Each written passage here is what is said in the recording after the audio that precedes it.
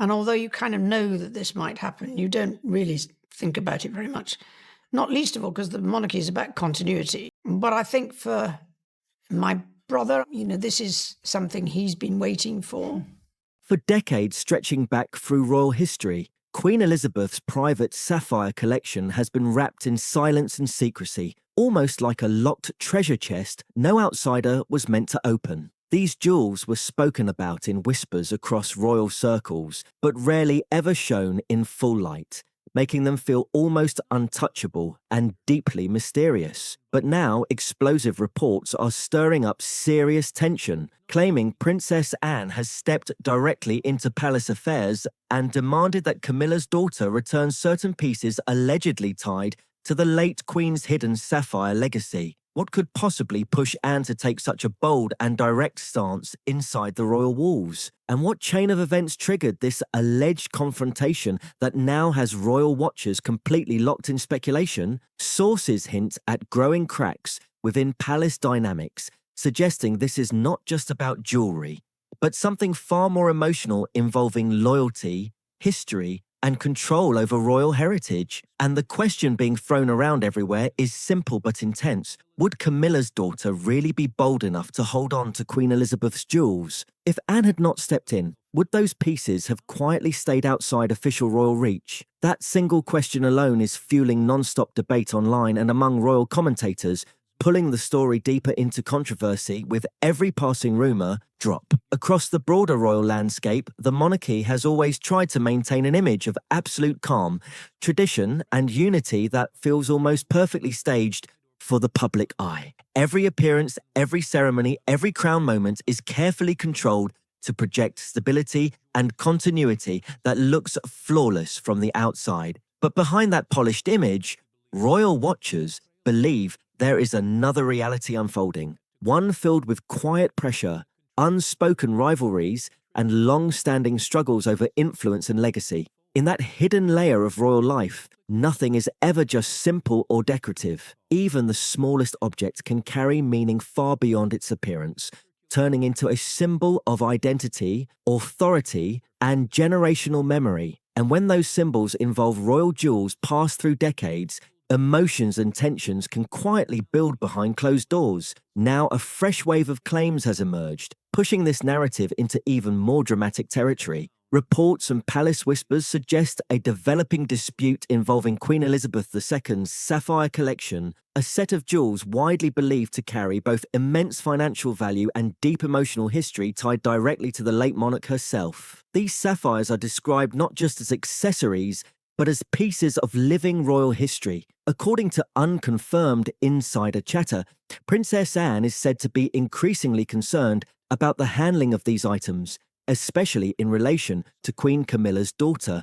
Laura Lopes. The situation reportedly centres around several sapphire pieces believed to hold strong historical significance, raising questions about how they are being preserved and who truly has rightful access to them. Allegations circulating behind palace walls claim that certain pieces may have quietly shifted away from formal royal protection and into private possession, sparking alarm among those who value strict preservation of royal artifacts. This has led to rising concerns about security, legacy control, and whether such items should ever leave structured royal oversight at all. Buckingham Palace, however, has remained completely silent throughout all of this. No confirmations, no denials, no official clarification, just total silence. And that silence has only intensified speculation, allowing theories and assumptions to spread rapidly across public discussion spaces and media commentary. Those familiar with royal dynamics insist this is not simply about luxury or wealth at all. Instead, they describe it as a deeper struggle involving memory, inheritance,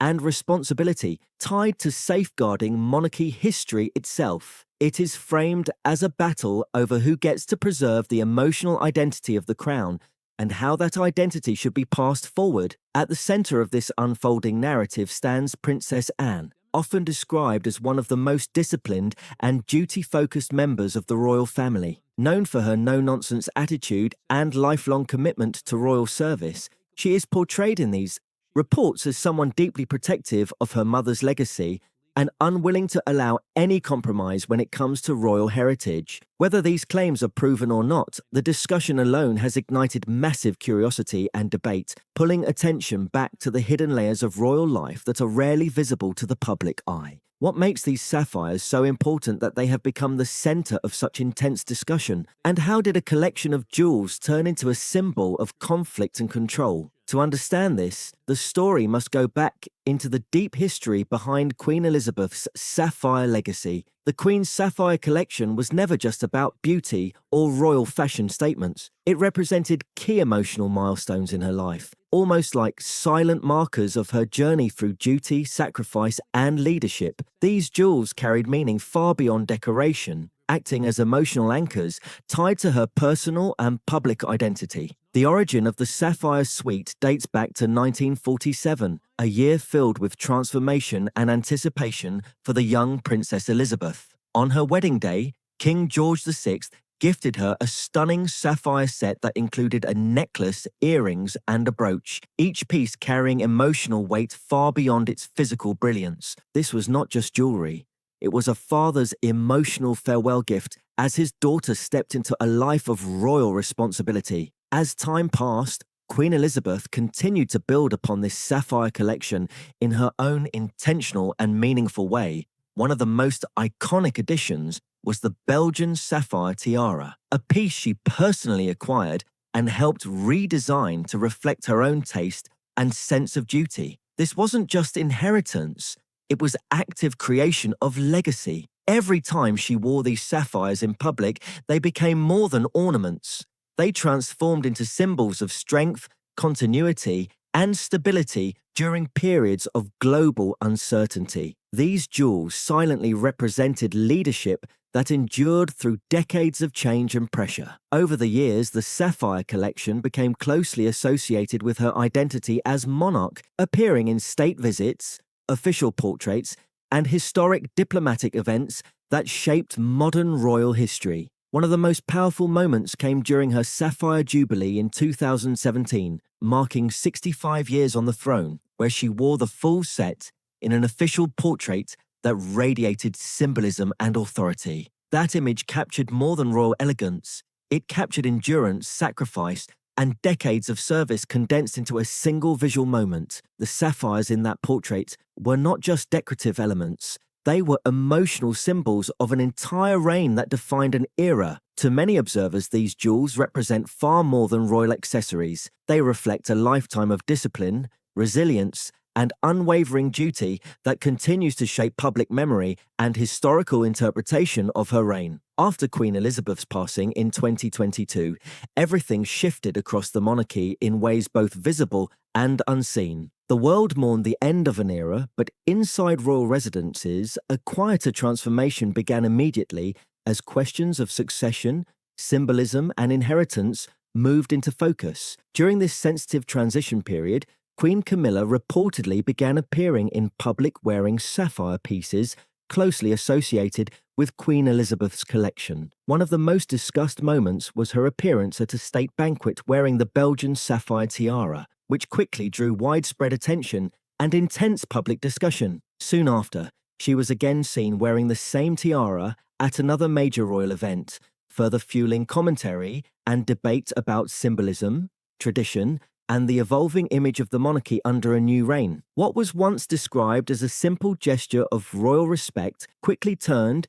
into something far more complicated behind palace doors, as Queen Camilla's sapphire appearances sparked layered interpretations and rising tension across royal commentary circles. Officials close to the monarchy framed her use of Queen Elizabeth's sapphire jewels as a symbolic act of continuity, presenting it as a respectful nod to tradition and a way of signaling stability during a sensitive royal transition period. In their view, it was about honouring the late Queen's legacy, while gently reinforcing the idea that the monarchy remained steady even after a major shift in leadership. But not everyone accepted that explanation at face value. Inside more critical royal circles, alternative interpretations began to circulate, suggesting that the meaning behind the jewelry choices may run deeper than public messaging alone. To some observers, Camilla stepping into such historically significant sapphire pieces so soon after Queen Elizabeth's passing,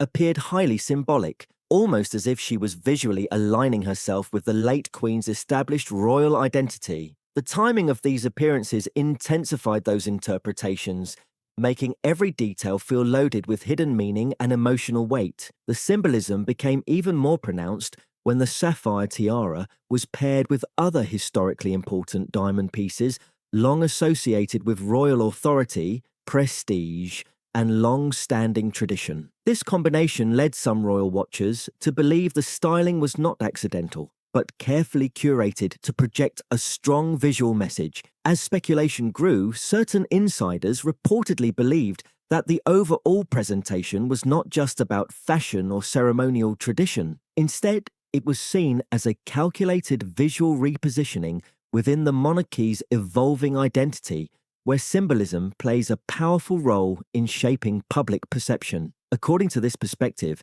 the issue extended beyond clothing and jewelry, reaching into questions of legacy, identity, and influence within the royal institution itself. This is where quiet tension is said to have begun forming behind palace walls, even if nothing was ever officially acknowledged. In the weeks that followed, discussions surrounding royal symbolism intensified significantly among commentators, analysts, and long-time observers of the monarchy. Every public appearance was no longer seen as routine, but instead dissected for meaning, intention, and hidden messaging. Each piece of jewelry, each ceremonial outfit, and even the smallest visual detail began to attract close scrutiny from the public and media alike. While official narratives continued to emphasize tradition, respect, and continuity, public interpretation fractured into multiple competing theories. For some, it represented nothing more than a natural evolution, a queen consort stepping into her role within established royal tradition.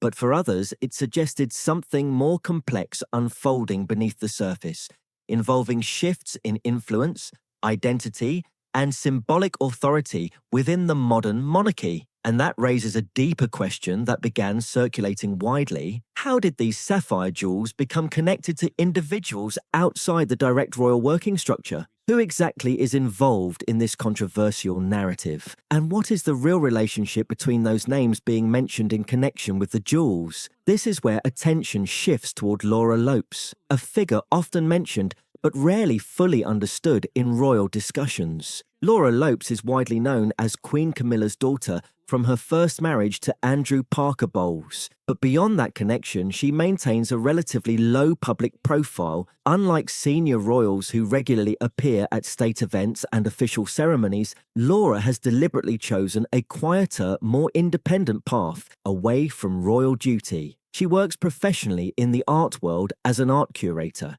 building a career centered on culture, creativity, and private enterprise rather than royal status or institutional responsibility. She does not hold any royal title, nor does she carry formal constitutional duties within the monarchy, which places her outside the category of working royals. That distinction is important because royal jewels are not treated as ordinary family possessions. Many of these pieces are deeply tied to the identity of the crown itself, representing continuity, national heritage, and historical legacy rather than personal ownership alone. Because of this, strict protocols have traditionally governed how such items are stored, worn, or passed down.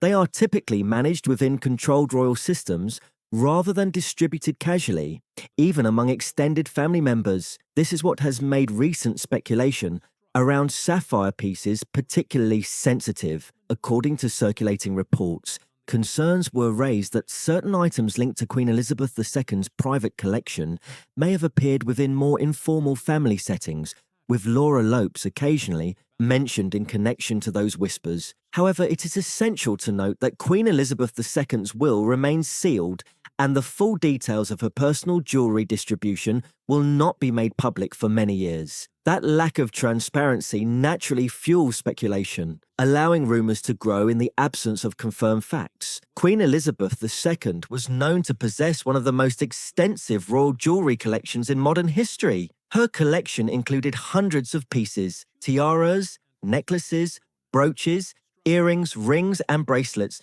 many of which carried both historic and emotional significance. While some of these items were iconic and frequently seen in public engagements, many others were rarely photographed or publicly displayed. A significant portion was kept securely within royal residences, such as Balmoral Castle and Sandringham House, away from public view and media attention. It is precisely this hidden dimension of royal jewellery that continues to fuel fascination and controversy. When historically significant pieces, especially those associated with Queen Elizabeth, are believed to shift outside traditional royal custody, even indirectly, questions begin to surface about preservation and control. For some within royal commentary circles, particularly those aligned with Princess Anne's reputation for discipline and strict duty, even the suggestion of informal movement of crown-linked treasures is treated with serious concern. And that brings attention back to the question, should Laura Lopes even be considered part of the royal family in the traditional sense?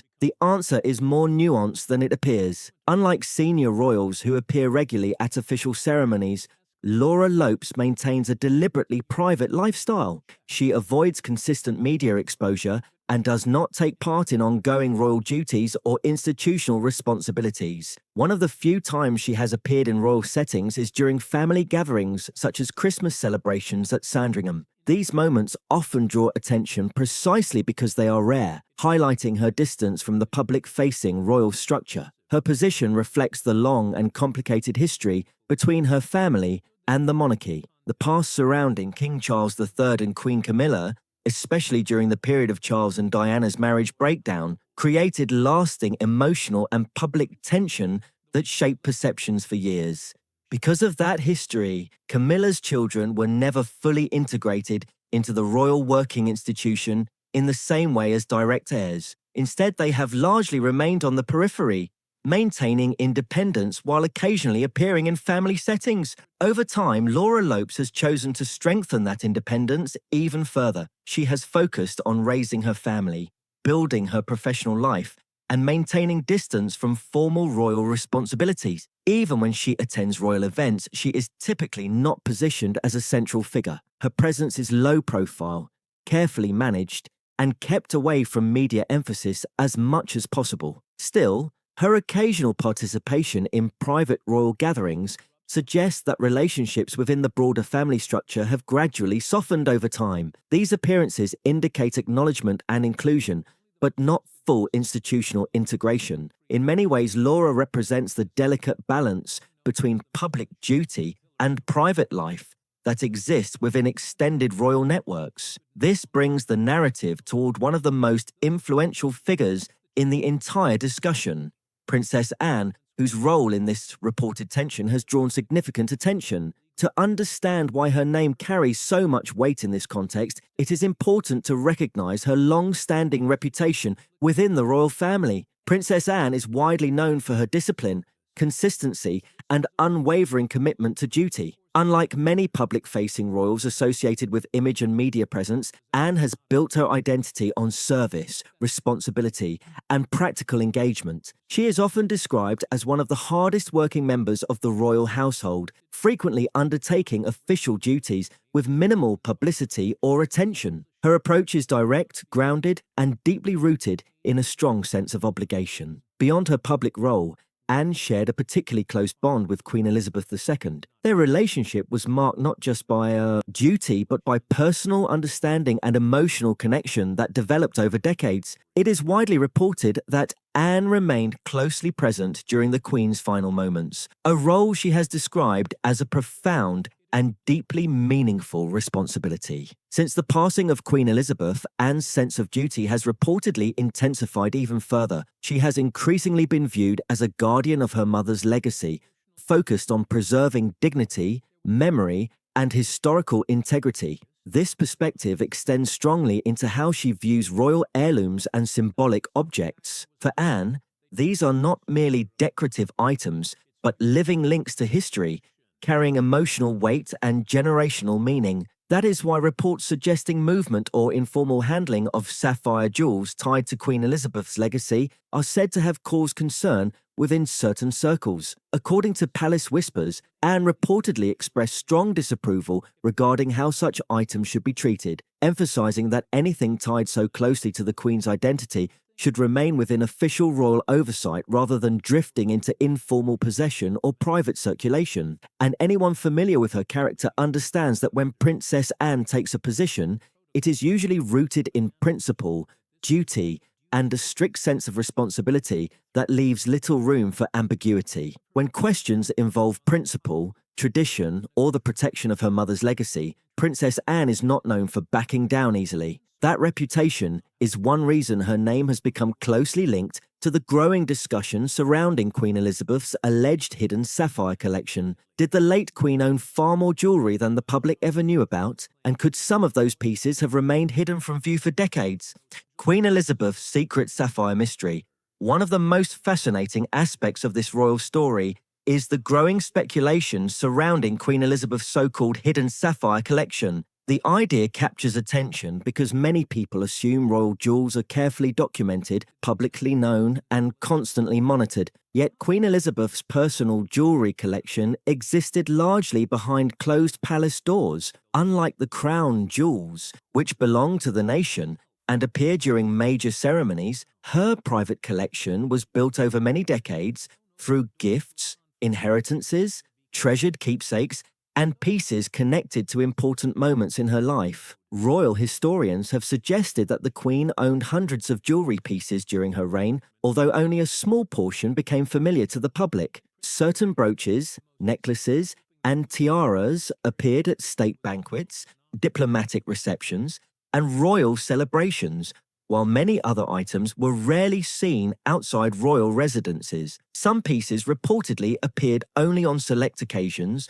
while others remained stored away for years. As a result, even dedicated royal followers had only limited knowledge of the full scope of the Queen's personal collection. This atmosphere of privacy fueled intense speculation after Queen Elizabeth's passing. Once the person most familiar with the collection was no longer there to oversee it personally, questions naturally emerged about where certain treasured items would go and who would ultimately become responsible for preserving them. The concern was never simply about the financial value of the jewels. Instead, it centered on something much more symbolic. Many believed that sapphire pieces connected to Queen Elizabeth's personal history carried enormous emotional and historical significance. To royal supporters, these jewels represented far more than luxury. Each sapphire necklace, brooch, bracelet, or tiara could be linked to important moments in royal history, family memories, or milestones from the Queen's remarkable reign. This is where Princess Anne reportedly became an important figure in the story.